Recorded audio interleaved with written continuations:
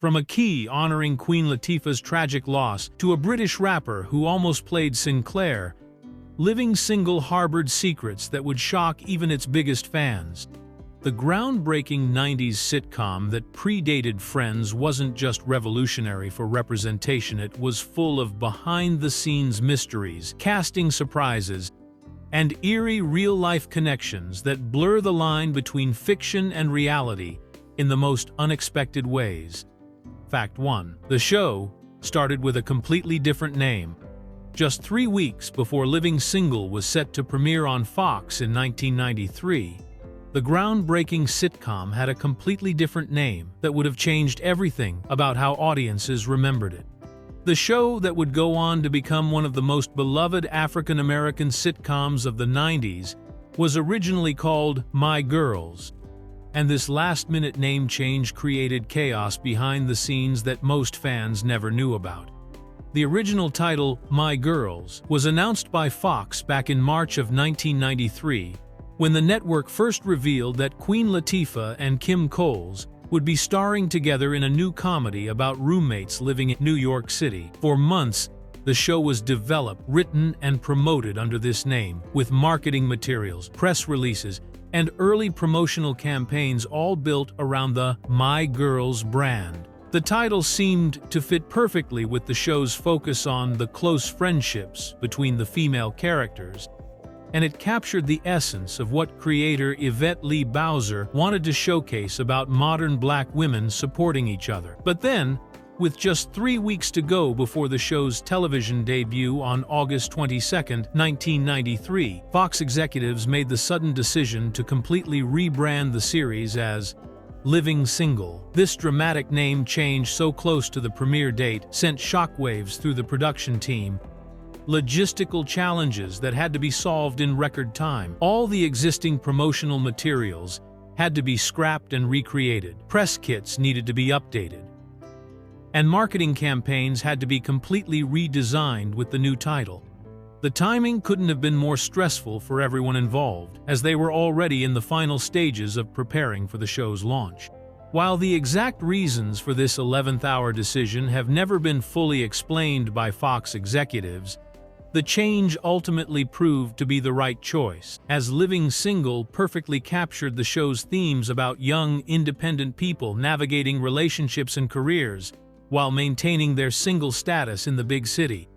Fact 2. A British hip-hop star almost played Synclaire. The lovable, ditzy character of Synclaire James that Kim Coles made famous was originally written for a completely different person who would have brought a drastically different energy to Living Single.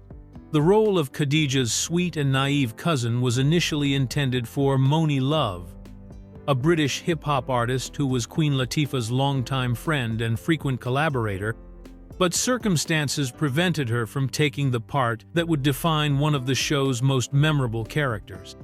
Monie Love, whose real name is Simone Johnson, was born in London, England, and became one of the pioneering female rappers in the British hip-hop scene during the late 1980s and early 90s. She had already established herself as a respected artist in both the UK and American music markets, with hit singles like Monie in the Middle and collaborations with major artists, including Queen Latifah herself on the empowering anthem Ladies First. The two women had developed a close working relationship and personal friendship through their involvement in the Native Tongues Collective, a hip-hop group that promoted positive messages and Afrocentric themes. When Queen Latifah was developing Living Single with creator Yvette Lee Bowser, bringing Monie Love onto the show seemed like a natural fit that would have added an international flavor to the ensemble cast. Having a British rapper play the innocent, troll doll-loving receptionist would have created a fascinating contrast between Monie Love's real-life persona as a sharp, socially conscious lyricist and the character's sweet, sometimes clueless personality. The dynamic between Queen Latifah and Monie Love, who already had proven chemistry from their musical collaborations, could have taken the show in an entirely different direction. However, Monie Love was ultimately unable to commit to the television series due to scheduling conflicts and other professional obligations that kept her focused on her music career. This opened the door for Kim Coles, who had just finished her stint on the sketch comedy show In Living Color, to audition for and land the role that would become one of her most beloved performances. Kim Coles was actually the first actor to be cast on Living Single, and her interpretation of Synclaire became so iconic that it's now impossible to imagine anyone else in the role.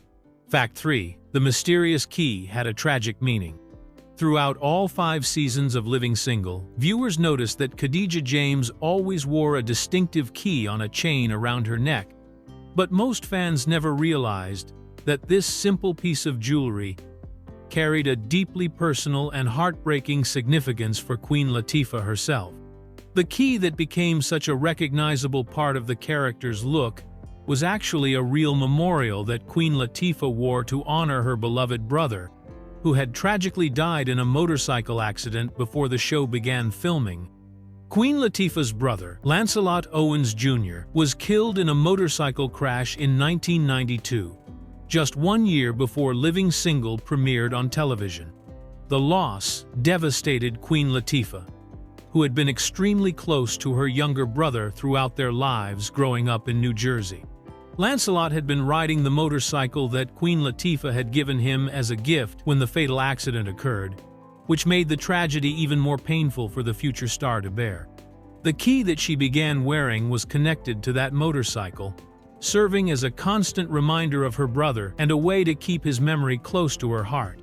When Queen Latifah started working on Living Single, she made the decision to incorporate this deeply personal memorial into her character's wardrobe, and the show's costume designers and producers supported her choice to wear the key throughout the series. What began as Queen Latifah's private way of grieving and remembering her brother became an integral part of Khadijah James's visual identity, appearing in nearly every episode. As the character went about her daily life running Flavor magazine and navigating relationships with her friends and roommates, the key became so associated with the character that many fans assumed it was just a fashion choice or perhaps represented Khadijah's role as the responsible one who held everything together for the group. In reality, every time viewers saw that key hanging around Khadijah's neck, they were witnessing Queen Latifah's ongoing tribute to her brother's memory, making every scene even more meaningful when you understand the true story behind this small but significant detail that connected the actress's real life to her fictional character. Fact 4. Real mothers played TV mothers. Living Single created one of the most unusual casting situations in television history when 2 of the show's main stars brought their real-life mothers onto the set to play their fictional mothers, blurring the lines between reality and television in a way that made family scenes incredibly authentic. Rita Owens, who was Queen Latifah's actual mother in real life, appeared on the show as the mother of Khadijah James, while Chip Fields, Kim Fields' real mother, played Laverne Hunter, the mother of Regin Hunter, creating genuine mother-daughter chemistry that couldn't have been faked by any casting director. Rita Owens had been a supportive presence in Queen Latifah's career from the very beginning, and when the opportunity arose for her to appear on Living Single, it felt natural for the show's creators to cast her as Khadijah's mother. Rita brought a warm, nurturing energy to her appearances that perfectly matched the character of Khadijah, and viewers could see the real love and connection between mother and daughter, even though they were playing fictional characters. The scenes between Rita and Queen Latifah had an authenticity that came from years of actual shared experiences and inside jokes that only a real family could bring to their performances. Chip Fields brought her own impressive entertainment industry background to her role as Regine's mother, having worked as a singer, actress, and television director long before her daughter Kim became famous on The Facts of Life. Chip had already established herself in Hollywood with roles on shows like Good Times, where she played an abusive mother character that was completely different from the loving, supportive mother she portrayed on Living Single. The real-life relationship between Chip and Kim Fields added layers of depth to their on-screen interactions, especially during episodes that dealt with Regine's insecurities about relationships and her constant search for the perfect wealthy husband. Having both real mothers appear as fictional mothers created an interesting dynamic on set, where the line between professional acting and genuine family relationships became beautifully blurred. The other cast members often commented on how special it was to witness these authentic family moments during filming. And viewers at home could sense something different about these particular episodes, even if they didn't know the real family connections behind the scenes. Act 5. Kim Fields got too tall for another hit show. One of the strangest reasons an actor has ever lost a television role happened to Kim Fields, when she was deemed too tall to play Arnold Jackson's girlfriend on Different Strokes, the parent show of The Facts of Life, where she was already starring as the beloved character Tootie. This unusual casting rejection, based purely on height differences, would ironically set Kim Fields on a path that eventually led her to become one of the stars of Living Single more than a decade later. During the early 1980s, when Kim Fields was already established as Dorothy Tootie Ramsey on The Facts of Life, the show's producers were looking for ways to create crossover episodes and connections with Different Strokes, since The Facts of Life had originally been spun off from that show.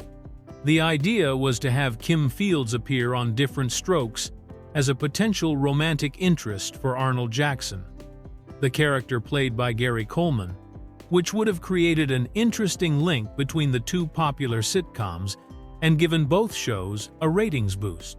However, when the casting directors and producers saw Kim Fields standing next to Gary Coleman during rehearsals and screen tests, they realized there was a significant height difference that made the pairing look awkward on camera.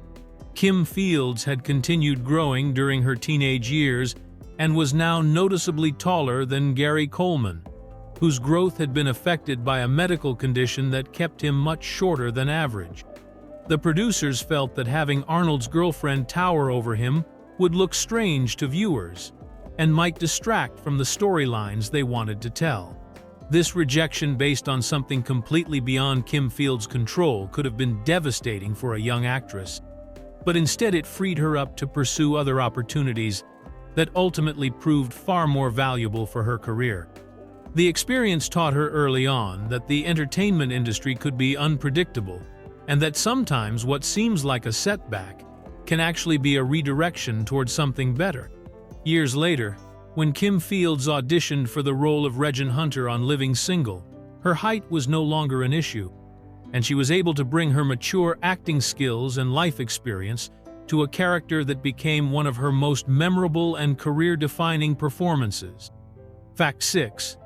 The first set was recycled TV history. When Living Single premiered in 1993, the stylish Brooklyn brownstone that housed Khadija, Synclaire, and Regine was actually built on top of television history, as the set used for the pilot episode was the exact same structure that had previously served as the Winslow family home on the hit ABC sitcom Family Matters. This unusual recycling of sets meant that the apartment where Queen Latifah's character ran her magazine business was literally constructed using the same walls and foundation that had housed Steve Urkel's countless mishaps and the Winslow family's daily adventures. Family Matters had been one of ABC's most successful sitcoms during the early 90s, running from 1989 to 1998 and becoming famous for Jaleel White's iconic character Steve Urkel, whose catchphrase, "Did I do that?" became part of American pop culture. The show was filmed on a soundstage with an elaborate set that recreated a typical middle-class Chicago home, complete with a living room, kitchen, dining area, and staircase that millions of viewers had become familiar with over the years. When Fox was preparing to launch Living Single, the network was working with tight budget constraints and needed to find cost-effective ways to create the show's main location. Rather than building an entirely new set from scratch, which would have required significant time and money, the production team made the practical decision to repurpose the existing Family Matters set and transform it into the Brooklyn brownstone that would become central to Living Single's identity. This meant that the same physical space where Carl Winslow had worked as a police officer and where Urkel had caused chaos with his inventions was redesigned and redecorated to become the sophisticated urban apartment where Khadija published Flavor magazine. The transformation required extensive modifications to change the look and feel from a suburban Chicago home to a trendy Brooklyn living space, but the basic structure and layout remained the same. Set designers had to completely redecorate the interior, change the color schemes, and add new furniture and props that would reflect the different lifestyle and aesthetic of the living single characters, effectively giving the old Family Matters set a complete makeover that made it unrecognizable to viewers who might have been familiar with both shows. Fact 7. The creator saw herself in every character. Living Single's creator Yvette Lee Bowser revealed one of the most personal secrets about how she developed the show's 4 female characters, when she admitted in an interview that each woman represented a different aspect of her own personality and life experiences. Rather than creating characters from scratch or basing them on other people, Bowser drew from her own complex inner world to craft Khadija, Synclaire, Regine, and Max, essentially splitting herself into 4 distinct but interconnected personalities that would drive the show's storylines and relationships. In a candid interview about the show's development, Bowser explained her creative process by saying, "I've been as ditzy as Synclaire, as superficial as Regine, as bitter as Max, and as focused and driven as Khadija." This honest admission revealed that the creator had experienced all of these different emotional states and personality traits throughout her own life, and she used those personal experiences to create authentic, three-dimensional characters that felt real to audiences, because they were based on genuine human complexity rather than television stereotypes. Bowser's approach to character development was revolutionary for its time, especially in how it portrayed Black women on television with such nuance and depth. Instead of falling back on one-dimensional representations that had dominated previous shows, she created characters who could be simultaneously strong and vulnerable, smart and foolish, ambitious and insecure, just like real people navigate different aspects of their personalities depending on circumstances and relationships. This multifaceted approach allowed each character to grow and change throughout the series while maintaining their core identities. The creator's willingness to examine and expose different parts of herself also helped the writing team develop storylines that felt authentic and relatable to viewers who could see aspects of their own personalities reflected in multiple characters. Bowser's initial goal was to develop a show about herself and her friends that would change the portrayal of young Black people on television, and by using her own experiences as the foundation for all 4 main female characters, she created a show that resonated with audiences on a deeply personal level, while breaking new ground in television representation. Fact 8. A future SNL star made an early cameo. One of comedy's biggest future stars made a small but memorable appearance on Living Single long before anyone knew his name, when Will Ferrell guest starred in the 2nd season episode called Talk Showdown, as a problematic talk show guest discussing roommate issues. At the time of filming in 1994, Ferrell was still months away from joining the cast of Saturday Night Live, making his Living Single appearance one of his earliest television roles, before he became one of the most recognizable comedians in America. During this period in his career, Will Ferrell was working as a relatively unknown performer with the groundbreaking improv comedy group The Groundlings in Los Angeles, where he was developing the over-the-top characters and absurd comedic style that would later make him famous on SNL and in movies like Anchorman and Elf. The Groundlings was known for producing talented comedians who went on to major success, and casting directors for television shows often attended their performances looking for fresh faces and new talent to feature in guest roles. In the Living Single episode, Talk Showdown, Farrell played a character described as a roommate from hell who appeared on a fictional talk show segment, bringing his signature brand of awkward, intense comedy to the role, even though it was just a small part in the overall storyline. His performance stood out because of his commitment to the character and his ability to make even a minor role memorable through his unique comedic timing and willingness to fully embrace the absurdity of the situation. At the time, most viewers watching Living Single would have had no idea they were seeing a future comedy superstar in action, as Farrell was just another working actor trying to build his career through small television appearances and improv performances. The casting directors and producers of Living Single deserve credit for recognizing his talent early and giving him the opportunity to showcase his skills, even in such a brief appearance. This guest spot represents a fascinating glimpse into the early career of someone who would go on to become one of the most successful comedic actors of his generation. Fact 9. The show beat Martin in ratings. In one of the most surprising television success stories of the early 90s, Living Single consistently outperformed Martin Lawrence's hit sitcom Martin in the ratings during its first season, even though Martin aired in the time slot directly before it and was supposed to serve as the lead-in show that would help boost Living Single's audience numbers. This unexpected reversal of the typical television pattern, where shows usually benefit from strong lead-in programs, made Fox's Thursday night lineup a powerhouse of African-American comedy programming, while proving that Living Single had found its own devoted audience. Martin had premiered in 1992 and had already established itself as a popular comedy starring Martin Lawrence as a radio DJ, navigating relationships and friendships in Detroit, with the show gaining a strong following for its physical comedy, memorable catchphrases, and Lawrence's energetic performance style. When Fox decided to pair Martin with the new show Living Single on Thursday nights, starting in 1993, the network executives expected that Martin's established audience would naturally flow into the new show, giving Living Single a boost in its crucial first season. However, the ratings data revealed something completely different and unexpected happening with viewers' watching habits.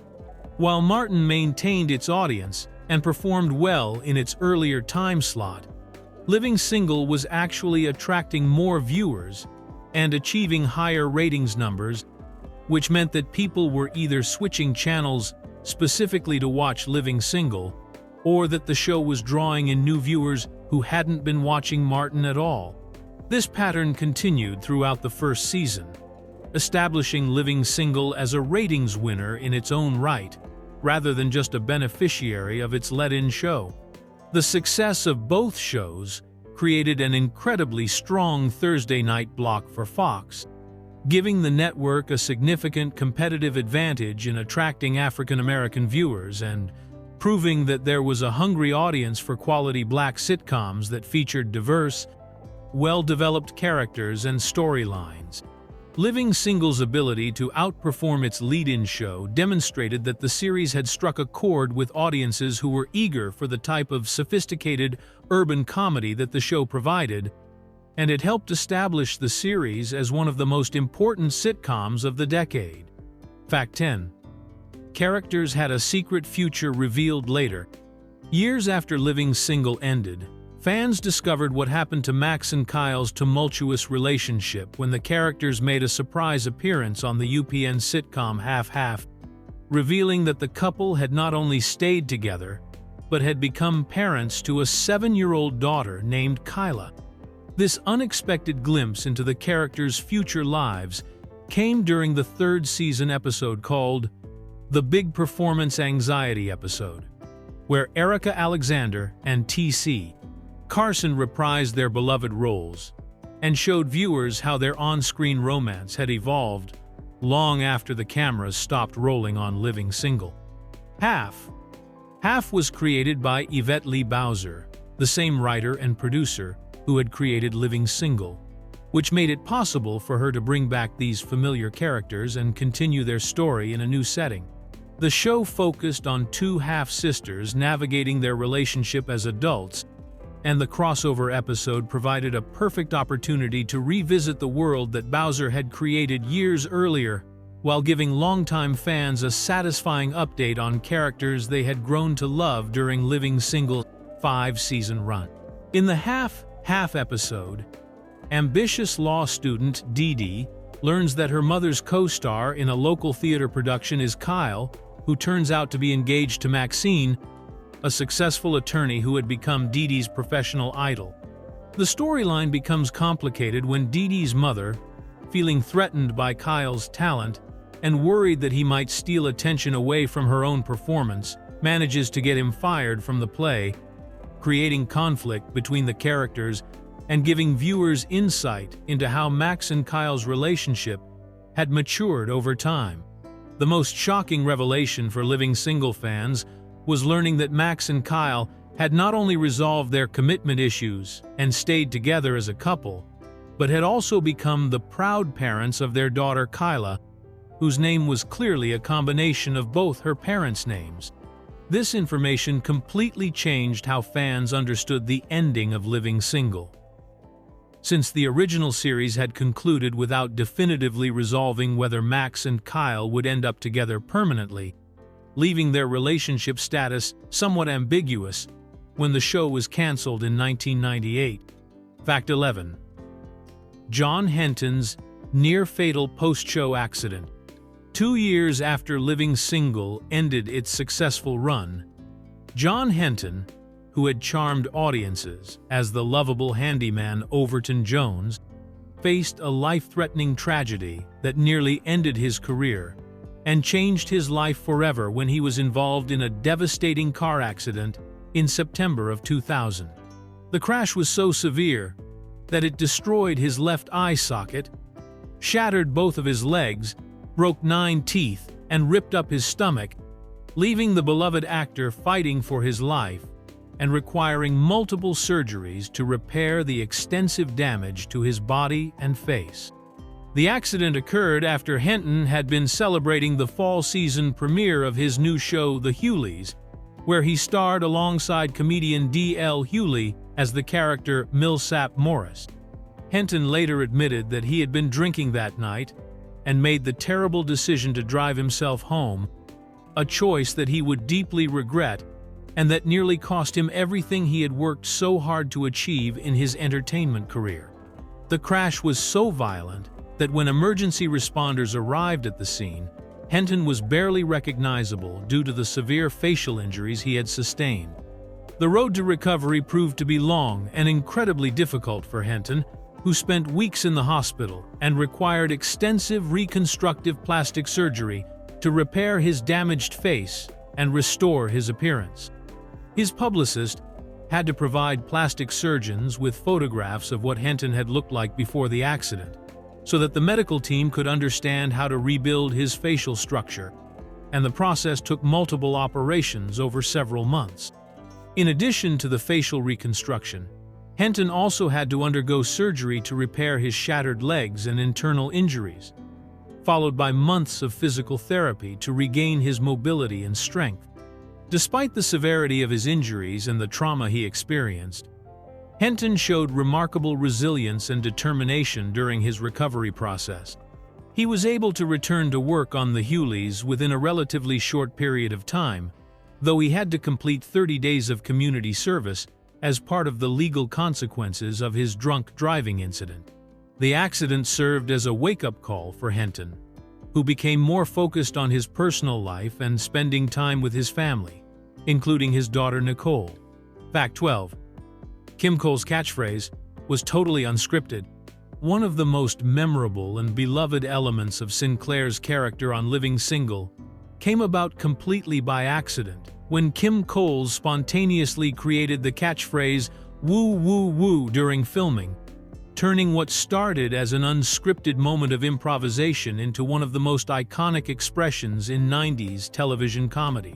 The distinctive phrase that became synonymous with Synclaire's enthusiastic and optimistic personality was never written into any script or planned by the show's writers, proving that sometimes The best television moments happen when actors are given the freedom to explore their characters in unexpected ways. Kim Coles had developed a strong background in improvisational comedy through her work with the groundbreaking sketch show In Living Color, where performers were encouraged to think on their feet and create spontaneous moments that could enhance scenes and make characters more memorable. This experience with improvisation served her well when she joined the cast of Living Single, where the collaborative atmosphere between the actors and writers allowed for creative input from the performers who understood their characters better than anyone else. The "woo woo woo" catchphrase emerged naturally from Kim Coles's understanding of Synclaire as someone who approached life with unbridled enthusiasm and genuine excitement about even the smallest positive developments in her world. Rather than following a script that told her exactly what to say in every situation, Coles found moments where she could express Synclaire's joy and optimism through this unique vocalization that perfectly captured the character's childlike wonder and ability to find happiness in simple pleasures. What makes this improvisation even more remarkable is how quickly the catchphrase became an integral part of the show's identity, and how audiences immediately embraced it as a defining characteristic of Synclaire's personality. The writers and producers recognized the value of what Kim Coles had created and began incorporating opportunities for the "woo woo woo" expression into future episodes, allowing it to become a recurring element that fans could anticipate and enjoy. The success of this unscripted addition to the character demonstrates the importance of allowing talented actors to contribute their own creative ideas to the development of their roles, especially when those contributions enhance the authenticity and appeal of the characters they portray. Fact 13. The show inspired Friends, not vice versa.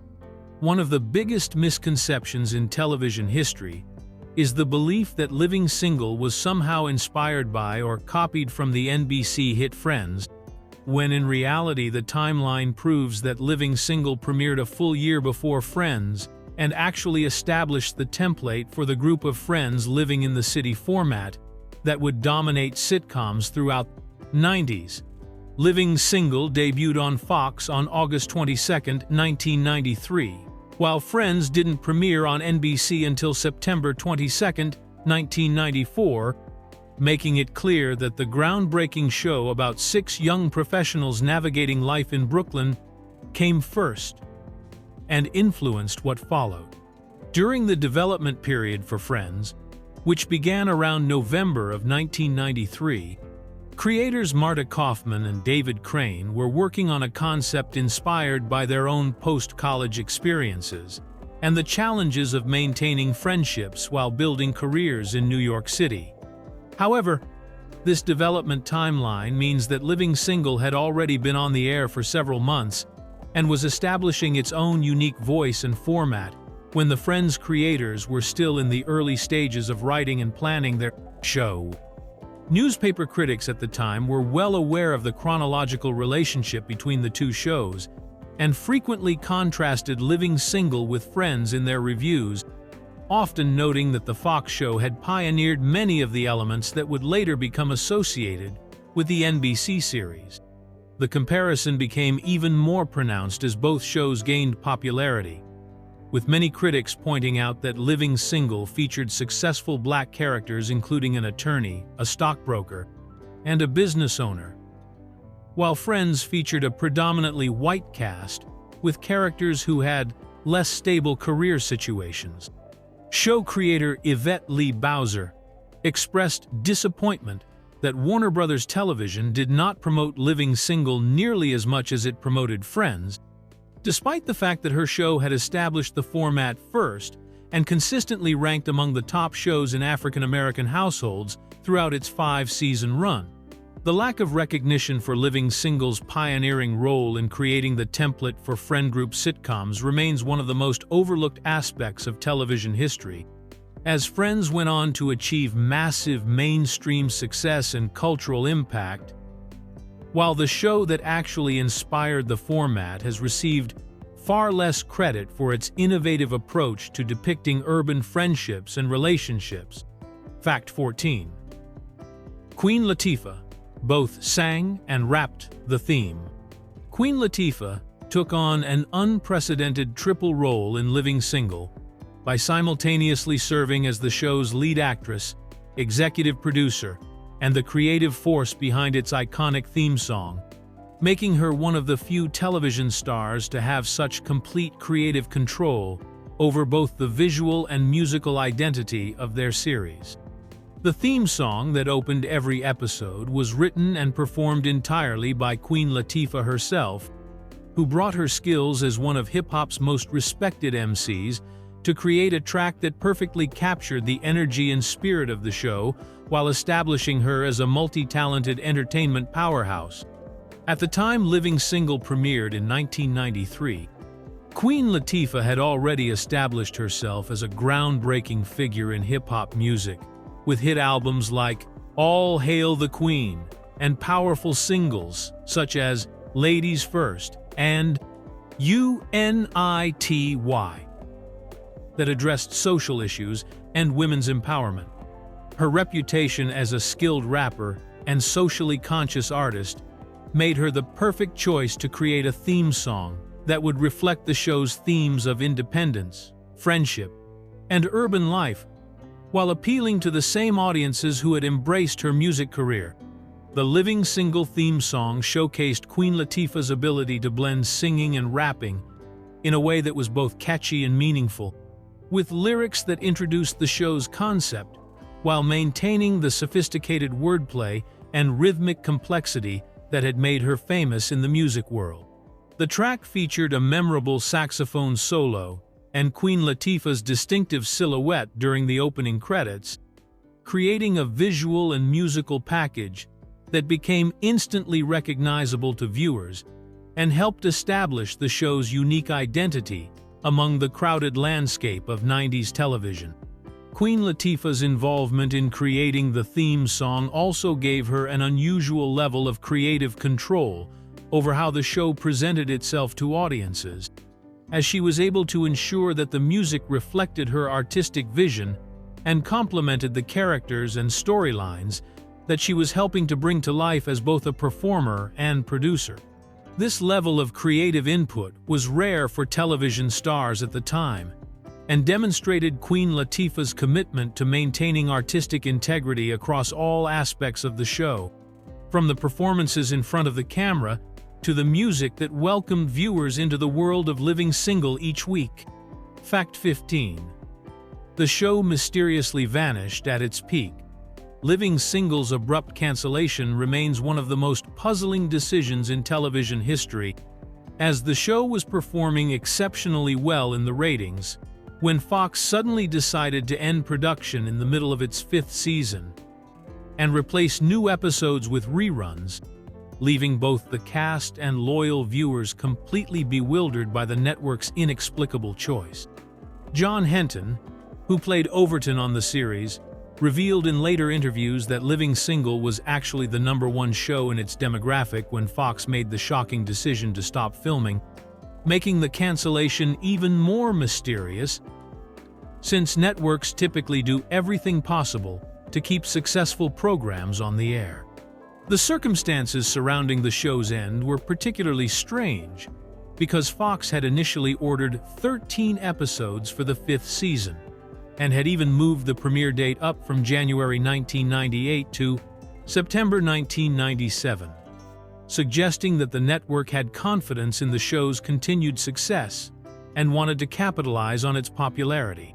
However, somewhere during the production of that final season, Fox executives made an abrupt decision to halt filming and begin airing reruns instead of completing the originally planned episode order, creating confusion among fans who suddenly found themselves watching repeats instead of new storylines. What made the cancellation even more frustrating for everyone involved was that neither the cast members nor the show's creators received a clear explanation from Fox about why the network had chosen to end such a successful series at the height of its popularity. Henton later expressed his bewilderment about the situation, noting that the show had maintained strong ratings throughout its run and had ranked among the top 5 programs in African American households for all 5 seasons, making it one of the most consistently successful sitcoms on television during the mid-90s.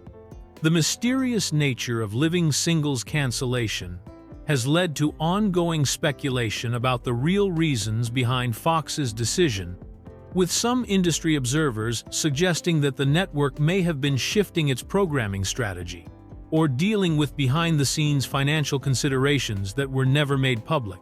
The final episode aired on January 1, 1998, ending the series on what felt like an incomplete note and leaving fans without the proper closure that such a beloved and culturally significant show deserved after 5 seasons of groundbreaking television.